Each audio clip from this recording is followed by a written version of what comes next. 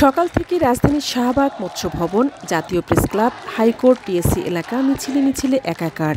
ছাত্রলীগের সারা দেশের বিভিন্ন জেলা, মহানগর, বিশ্ববিদ্যালয়, উপজেলা, থানা, পৌর শাখা, এমনকি ইউনিয়ন ওয়ার্ড থেকেও মিছিল নিয়ে রাজধানীর ঐতিহাসিক সোহরাওয়ার্দী উদ্যানে জড়ো হয়েছেন নেতাকর্মীরা।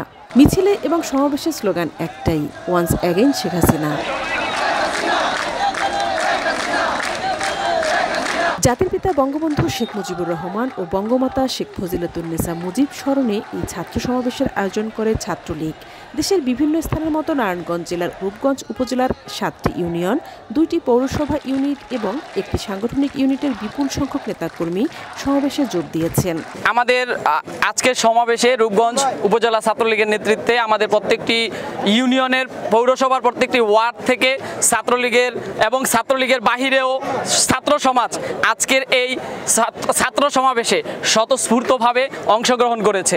আমরা আসার পথে দেখলাম প্রত্যেকটা ইউনিয়ন, প্রত্যেকটা গ্রাম মহল্লা থেকে ছাত্র জনতার যেই উচ্ছ্বাস, যেই ঢল নেমেছে সোহরাওয়ার্দীর বুকে, এতে নতুন এক ইতিহাস রচনা হবে। সেই ইতিহাসের সাক্ষী হয়ে আমরা বুলদি ইউনিয়ন ছাত্রলীগ এসেছি এবং আমরা স্মার্ট বাংলাদেশ গড়ার লক্ষ্যে আগামীতে শেখ হাসিনাকে চতুর্থবারের মতো বাংলাদেশের প্রধানমন্ত্রী হিসেবে দেখতে চাই। এদিকে সমাবেশকে কেন্দ্র করে রূপগঞ্জ উপজেলার বিভিন্ন ইউনিটের নেতাকর্মীদের মধ্যে ছিল ব্যাপক উচ্ছ্বাস উদ্দীপনা। সকাল 10টার পর থেকেই রূপগঞ্জের বিভিন্ন প্রান্ত থেকে ঢাকা বিশ্ববিদ্যালয়ের ডক্টর মোহাম্মদ শহীদুল্লাহ হল প্রাঙ্গণে আসতে থাকেন নেতাকর্মীরা।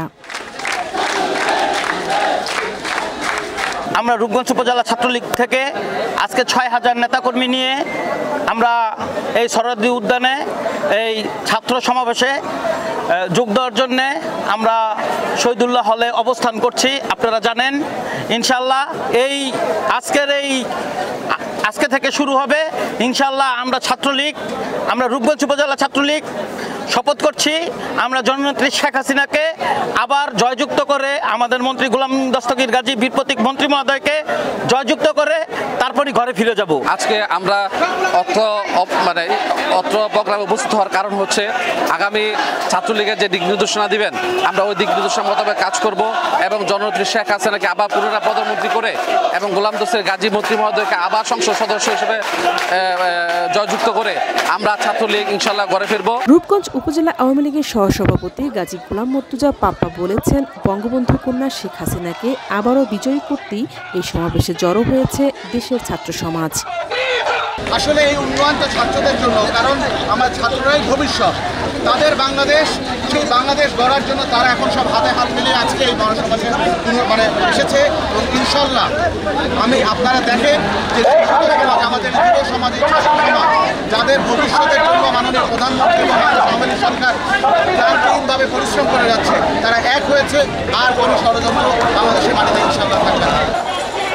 এরপরে তিনি নিজ উপজেলা রূপগঞ্জ ছাত্রলীগের বিপুল সংখ্যক নেতাকর্মী নিয়ে বাংলাদেশ ছাত্রলীগ আয়োজিত ছাত্র সমাবেশে যোগ দেন।